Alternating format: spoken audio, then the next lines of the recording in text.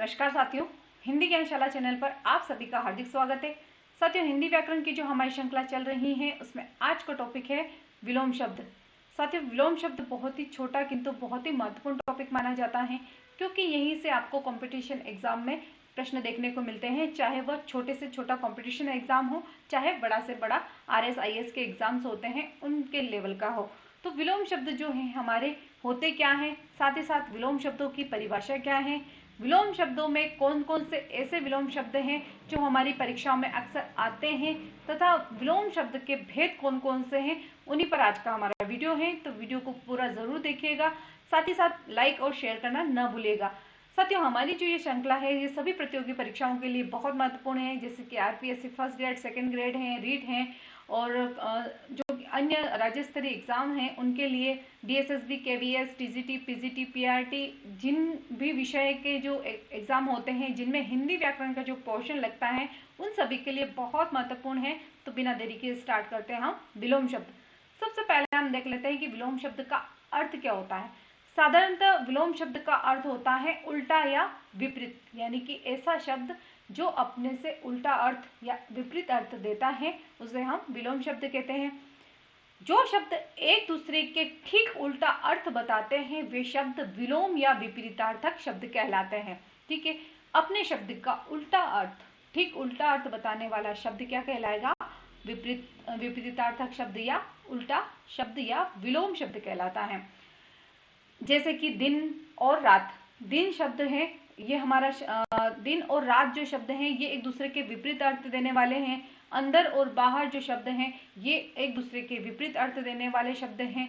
आना उसका विलोम शब्द होगा जाना, मोटा शब्द जो है उसका विपरीतार्थक शब्द होगा पतला, लंबा उसका विलोम शब्द होगा छोटा, इत्यादि जो शब्द हैं ये एक दूसरे का उल्टा अर्थ बताते हैं, अतः इन्हें हम विलोम शब्द कहते हैं। अब देखते हैं कि विलोम शब्द की परिभाषा क्या होती है। किसी उचित शब्द का जब उसका अर्थ विपरीत दिशा में दिया जाता है तो उसे उस उचित शब्द के लिए हम विलोम शब्द का प्रयोग करते हैं। यानी कि कोई शब्द जो है अगर उचित शब्द है उसी का अर्थ उचित ही निकलेगा, और उसी का हम जब विलोम शब्द निकालते हैं वह भी उचित शब्द ही निकलता है, तब उसे हम विलोम शब्द कहते हैं। यानी कि शब्दों का सार्थक होना आवश्यक है, उचित होना आवश्यक है विलोम शब्दों के लिए।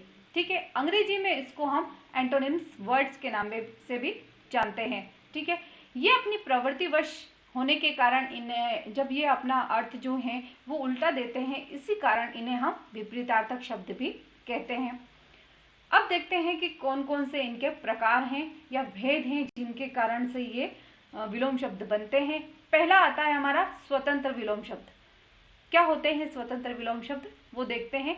इस प्रकार के विलोम शब्दों की अनुलोम शब्दों से किसी भी प्रकार की स्वभावगत या रूपगत समानता नहीं होती है। यानी कि वे जो शब्द होते हैं वे अपने आप में ही स्वतंत्र होते हैं, उनमें रूपगत या स्वभावगत यानी कि रूप के अनुसार भी, जैसे कि जो शब्द हम जो उपसर्ग लगाकर हम जो शब्द बनाते हैं वैसे ये नहीं रहते हैं। इनका जो अर्थ होता है वो बिल्कुल ही अलग आता है। ये अपनी रूप प्रवृत्ति इनकी जो होती है वो बिल्कुल स्वतंत्र होती है। जैसे कि गुण है, तो गुण जो शब्द है उसको हम विलोम शब्द अगुण नहीं लिख सकते हैं, इसका विलोम शब्द होगा दोष।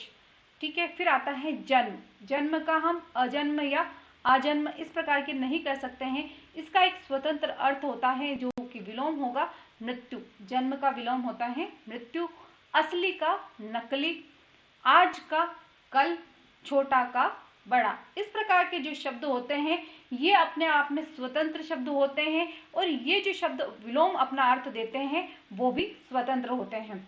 अब आगे देखते हैं दूसरा हमारा उपसर्गों से बनने वाले विलोम शब्द।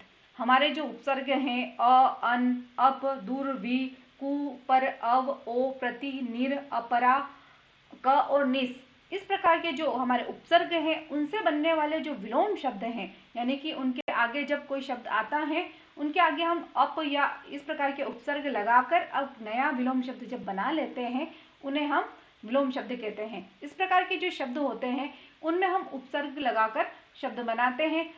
अनुलोम जो शब्द होते हैं उसमें उपसर्ग का प्रयोग कर विलोम जो हमारे विलोम शब्द हैं उसका निर्माण किया जाता है। इस प्रकार के विलोम शब्द भी दो प्रकार के होते हैं। स्त्रीलिंग से पुल्लिंग बना दिया जाता है। जो स्त्रीलिंग होते हैं उससे हम पुल्लिंग बना देते हैं। जैसे बेटा शब्द है तो उसका हम विलोम शब्द बनाएंगे, वो होगा बेटी। पति से पत्नी, नर से नारी, माता से पिता, बहन से भाई, राजा से रानी। इस प्रकार के जो स्त्रीलिंग शब्द हैं उनको हम पुल्लिंग में, या पुल्लिंग जो शब्द हैं उनको हम स्त्रीलिंग में परिवर्तित कर देते हैं। अब है उपसर्गों के परिवर्तन से बनने वाले हमारे शब्द।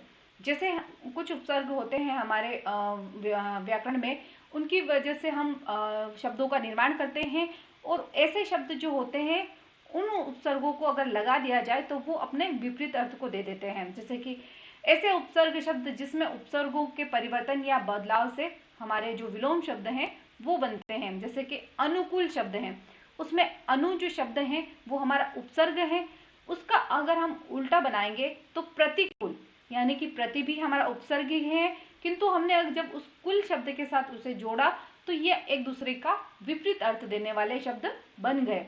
जैसे कि अब दूसरा है अनुराग।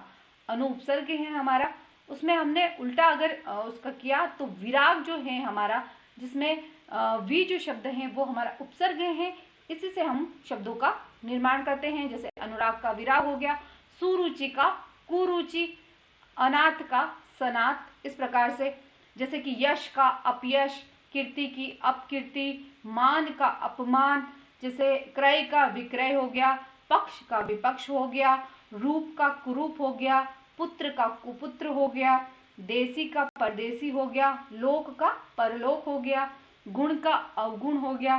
ठीक है, फिर आता है क्रिया का प्रतिक्रिया हो जाता है, फिर घात का प्रतिघात हो जाता है, आशा का निराशा हो जाता है, आदर का निरादर हो जाता है, आमिष का निरामिष हो जाता है, छल का निश्छल हो जाता है, फल का निष्फल हो जाता है, आवृत का अनावृत हो जाता है, आहुत का अनाहुत हो जाता है। इस प्रकार के जो कुछ ऐसे उपसर्ग हैं जिनकी वजह से जब हम उपसर्गों को लगाते हैं तो उन शब्दों के विलोम शब्द हमारे बन जाते हैं।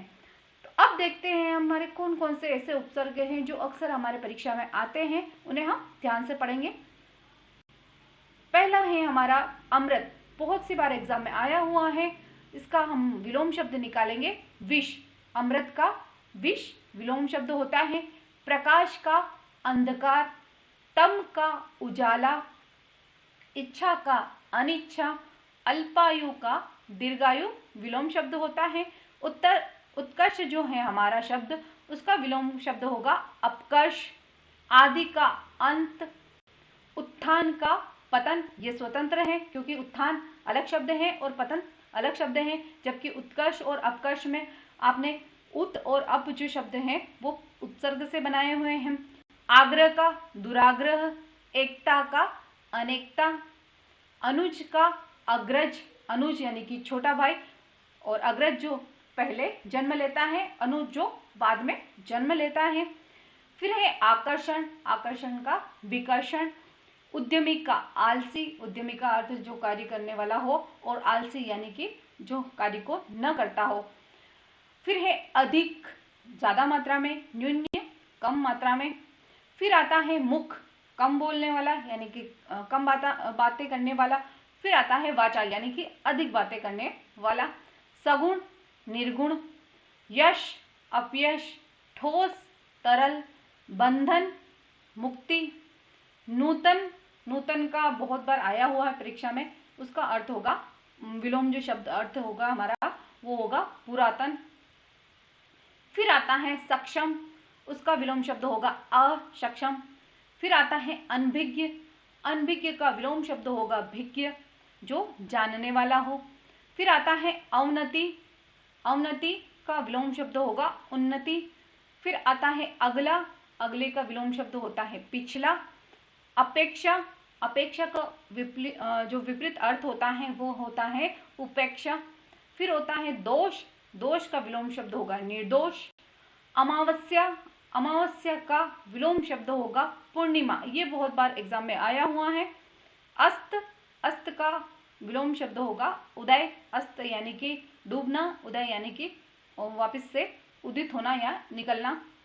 फिर होता है अनाहुत, और उसका विपरीत होगा आहुत। आहुत का अर्थ होता है बुलाना और अनाहुत का अर्थ होता है पुनः विसर्जन करना या पुनः भेज देना। जिस प्रकार से हम देवी देवताओं का आह्वान करते हैं तो हम उन्हें आहुत करते हैं, और जब उनको विसर्जित कर देते हैं तब हम उन्हें अनाहुत बोलते हैं।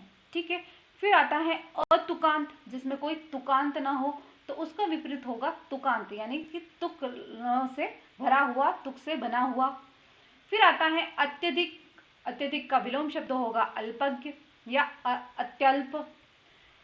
फिर आता है अधिकतम। अधिकतम का होगा न्यूनतम।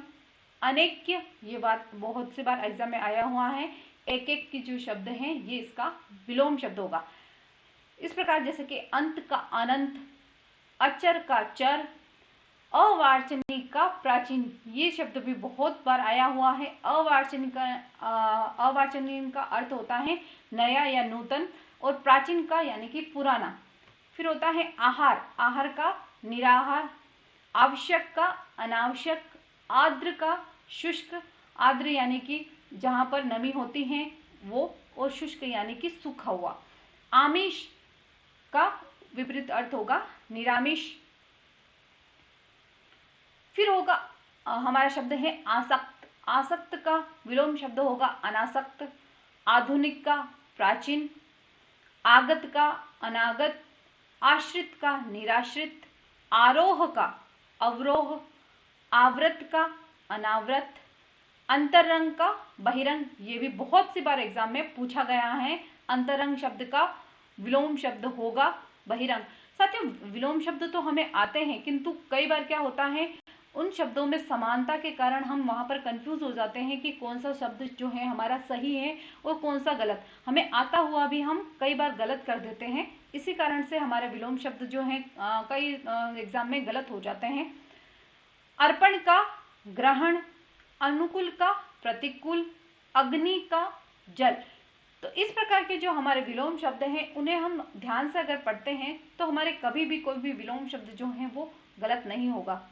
अति का अल्प, अरुचि का सुरुचि, अनेकता का एकता, अमृत का विष, अमीर का गरीब, अनित्य का नित्य, अतल का वितल। फिर आता है हमारा अधिक का अल्प। फिर आएगा हमारा अधिकारी का अनधिकारी, अनाधिकारी नहीं होगा, अनधिकारी होगा। फिर आएगा हमारे अंधकार का प्रकाश। ठीक है। इसके अलावा जैसे कि तिरस्कार है तो उसका विपरीत अर्थ होगा सत्कार, झगड़ालू का शांत, उन्मुख का विमुख, उन्मूलन। ये भी शब्द बहुत बार आया हुआ है कि उन्मूलन का विलोम शब्द होगा रोपण। ठीक है। उन्मूलन का अर्थ होता है उखाड़ना और रोपण का अर्थ होता है उन्हें वापस स्थापित करना।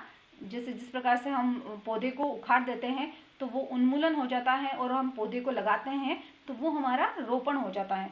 ठीक है। जैसे कि उन्मुख का है विमुख हो गया है, उत्कर्ष का अपकर्ष हो गया है, आशीष का दुराशीष हो गया है। फिर आता है आस्था का अनास्था हो गया है। गरिमा का जो है उसका विलोम शब्द होगा लगिमा। ये भी बहुत बार एग्जाम में आया हुआ है। गौरव शब्द जो है उसका विपरीत अर्थ होगा लाघव। ये भी बहुत बार एग्जाम में आया हुआ है। गुप्त का प्रकट, खंडन का मंडन। खंडन यानी कि उसका तोड़ना, और मंडन यानी कि उसका गुणगान जब हम कर लेते हैं उस रूप में आता है। फिर आता है हमारा नश्वर का अनश्वर, निर्दय का सदैव, निर्मम का सहृदय, निजी का सार्वजनिक, बेर का प्रीति, मधुर का कटु, ममता का निष्ठुरता या घृणा, दोनों ही हो सकते हैं। फिर आता है हमारा मुख्य का गौण, फिर रोगी का निरोगी। फिर आता है अनिवार्य का ऐच्छिक। अवनी का अर्थ होता है विपरीत अंबर। अवनी यानी कि धरती और अंबर यानी कि आकाश। फिर आता है हमारा अर्पण। अर्पण यानी कि देने के रूप में, और ग्रहण यानी कि लेने के रूप में जो आता है वो। फिर आता है हमारा कवि का कवयित्री, विद्वान का विदुषी, हाथी का हथनी। इस प्रकार के जो कुछ ऐसे विलोम शब्द हैं जो हमारे अक्सर एग्जाम में पूछे जाते हैं और उनको हमें याद रखना जरूरी होता है। तो साथियों, आज हमने जो हमारा विलोम शब्द है उसको टॉपिक जो है उसको अच्छे से पढ़ा है, अच्छे से उसको समझा है। अगर आपको मेरा वीडियो पसंद आता है तो उसे लाइक कीजिएगा, शेयर कीजिएगा और चैनल को सब्सक्राइब करना ना भूलिएगा। साथ ही साथ अपने दोस्तों को भी शेयर करना ना भूलिएगा, जिससे कि वे इस वीडियो का लाभ ले सके। साथ ही साथ जो भी हमारे कंपटीशन एग्ज़ाम की तैयारी कर रहे हैं उन्हें मैं कहना चाहती हूँ कि वीडियो को आप ज़रूर देखिएगा, लाइक कीजिएगा, शेयर कीजिएगा। Thank you for watching. धन्यवाद।